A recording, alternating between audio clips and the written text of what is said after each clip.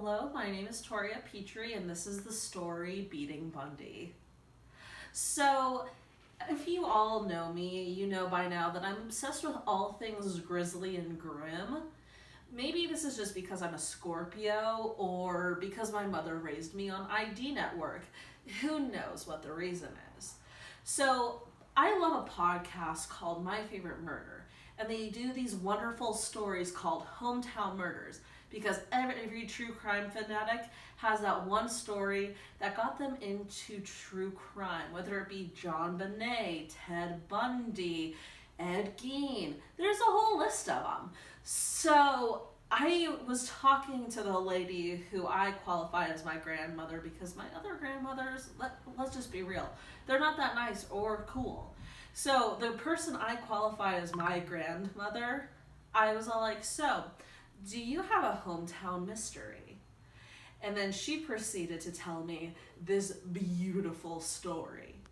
So she was a military brat, meaning she had to travel around, but the two main places she grew up were Hawaii and Salt Lake City.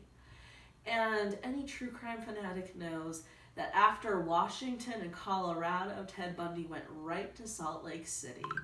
And while he didn't commit too many murders there, he committed about 2. And his MO was to be in his little gray station wagon-y car and follow girls around, either pretending to be a cop or just trying to say that something was wrong and they needed to get in the car.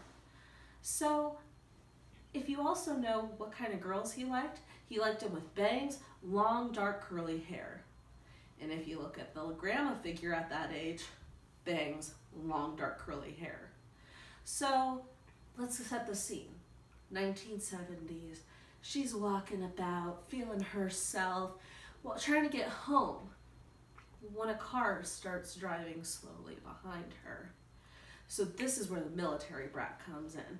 As soon as a car starts driving slowly behind you, you know either A, it's a cop and you've done something and you're in trouble, or it's not a cop and you're also in trouble.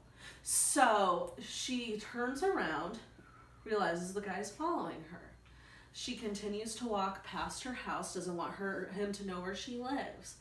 And he keeps going and tries to pull up beside her. And she takes off running. She's dead sprinting. The guy's speeding after her. And she dips across the street and hides behind a cop car that's pulled in a driveway. So eventually she watches him pull off, and she softly sneaks behind and runs back into her house and locks the door tight. And that is how my grandmother figure beat Bundy.